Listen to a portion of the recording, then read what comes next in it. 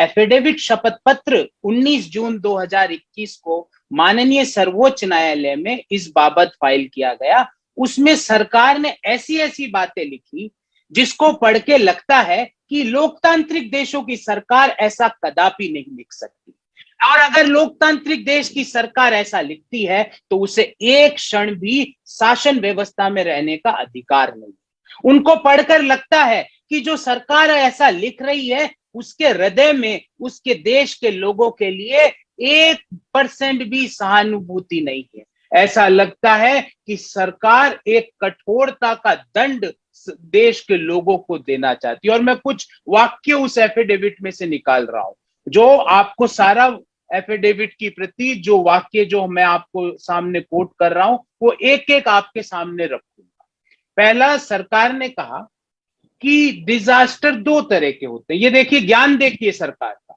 Unidentified disaster, identified disaster means जिसका पहले से अंदेशा हो और जिसका पहले से अंदेशा नहीं हो, इस तरह की दो आपदाएं होती। जिसका आइडेंटिफाइड डिजास्टर है उसको हम डिजास्टर बोलेंगे, उसका कंपनसेशन देंगे डिजास्टर मैनेजमेंट एक्ट में, और जिसका कोई अंदेशा ना हो उसको आपदा नहीं माना जाएगा। क्यों नहीं माना जाएगा? ताकि हमें जिन लोगों ने अपना शरीर त्याग दिया उनके परिवार वालों को मुआवजा ना देना पड़े। ये हमारे देश की सरकार ने डिजास्टर की आपदा को दो भागों में विभाजित करके बताया।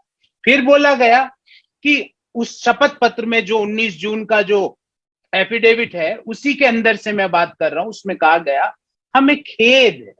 किस बात का खेद है? हमें खेद है कि लोगों ने अपनी जान गंवाई। ये सरकार लिख रही।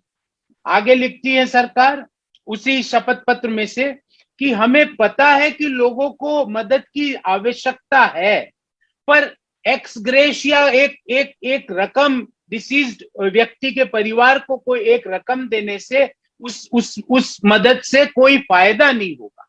हमें पता है कि इस तरह की मदद की आवश्यकता है, पर हम इस तरह की मदद नहीं दे सकते। We can not provide ex gratia for payment.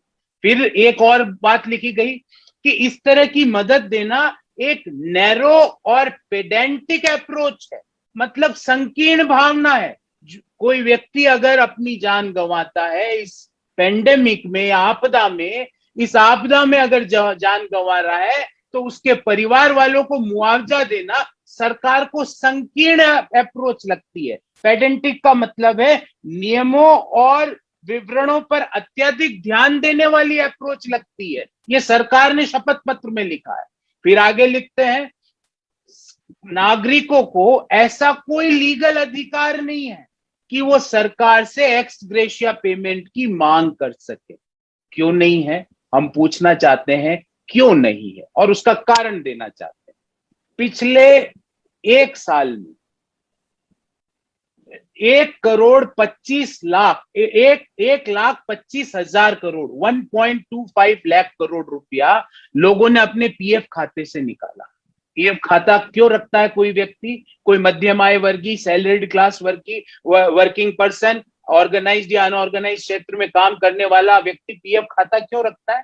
ताकि बुढ़ापे में वो सम्मान की जिंदगी जी सके। पर पिछले एक साल से 1.25 लाख करोड़ रुपया पीएफ खाते से निकला। 1 अप्रैल 2020 से लेके लगभग 1.25 लाख करोड़ रुपया इस खातों से निकला है।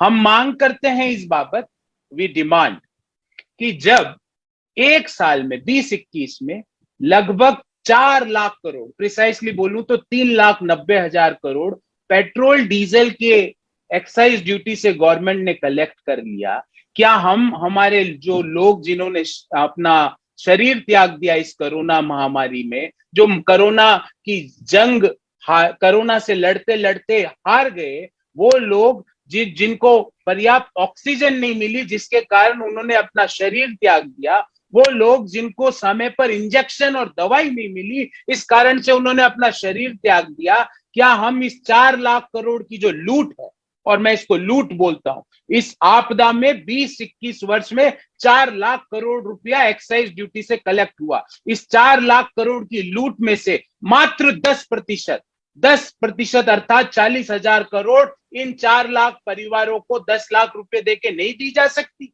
क्यों नहीं दी जा सकती? और जो सरकार जो जो जो लोग कोरोना में जिनका स्वर्गवास हुआ उनके उनके परिवार वालों को 10 लाख रुपया नहीं दे सकती, उस सरकार को एक क्षण के लिए भी शासन में रहने का अधिकार नहीं। और हम तो 10% ही मांग रहे हैं। जो आपने लूटा है 4 लाख करोड़ का पेट्रोल और डीजल पे एक्साइज ड्यूटी बढ़ा बढ़ा के निरंतर जब से सरकार बनी 2014 से, जब से बढ़ा के पिछले एक साल में आपने 4 लाख करोड़ रुपए का कलेक्शन किया और 4 लाख लोगों का स्वर्गवास हुआ। हम मांग करते हैं आप 10 लाख रुपए प्रत्येक मृतक के परिवार को तुरंत प्रभाव दो, जिससे कि ये तो जो आपने पेट्रोल और डीजल से जो इकट्ठा किया उसका मात्र 10% की हम मांग करते हैं। हम मांग करते हैं कि इस तरह का ये आइडेंटिफाइड डिजास्टर है, मतलब ये पूरा देखी समझी आपदा है, ये बिना देखी आपदा है। इस तरह का भेदभाव और इस तरह के लोगों की भावनाओं से ना खेले। हम मांग करते हैं कि जो ये जिस तरह से आपने नेशनल डिजास्टर मैनेजमेंट एक्ट में जो आपने यू टर्न लिया, आइडेंटिफाइड और अनआइडेंटिफाइड डिजास्टर्स का भेद करके इस भेद को समाप्त करें। हर मृतक के परिवार को 10 लाख रुपया तुरंत प्रभाव से मुआवजे के रूप में दिया जाए। और ये बहुत बड़ी रकम नहीं है, मात्र 10% है। सिर्फ पेट्रोल और डीजल से जो लूटा गया है पिछले एक साल में उसका मात्र 10% है। हम मांग करते हैं, जो बार बार राहुल गांधी जी ने भी अपनी प्रेस वार्ता करके आप सब लोगों के सामने अपनी बात रखी थी, उसमें एक महत्वपूर्ण आधार जो उन्होंने रखा था वो रखा था कोविड कंपनसेशन फंड का। हम मांग करते हैं कि ये कोविड कंपनसेशन फंड तुरंत एक कोविड कंपनसेशन फंड का निर्माण किया जाए और इस फंड से 10 लाख रुपए हर मृतक के परिवार को तुरंत प्रभाव से ट्रांसफर किया जाए। ये कोई हम उन पे कोई एहसान नहीं कर रहे हैं, ये हमारा दायित्व है उन लोगों के प्रति, ये हमारा दायित्व है उन लोगों के प्रति, क्योंकि इन 4 लाख लोगों में से कई ऐसे लोग हैं जिन्होंने सेवा करते करते, फ्रंट लाइन वॉरियर्स ऐसे हैं जिन्होंने देश के लोगों की सेवा करते करते अपने प्राणों की आहुति दी है। उनके परिवार को 10 लाख रुपए का मुआवजा देना कोई एहसान नहीं है, ये सरकार का दायित्व है। और जो सरकार सुप्रीम कोर्ट में ऐसा शपथ पत्र देती है कि ये नैरो अप्रोच, ये पेडेंटिक अप्रोच है, ये सही अप्रोच नहीं है, ये अनआइडेंटिफाइड डिजास्टर है, हम सिर्फ आइडेंटिफाइड डिजास्टर्स का मुआवजा देते हैं। जो सरकार इस तरह की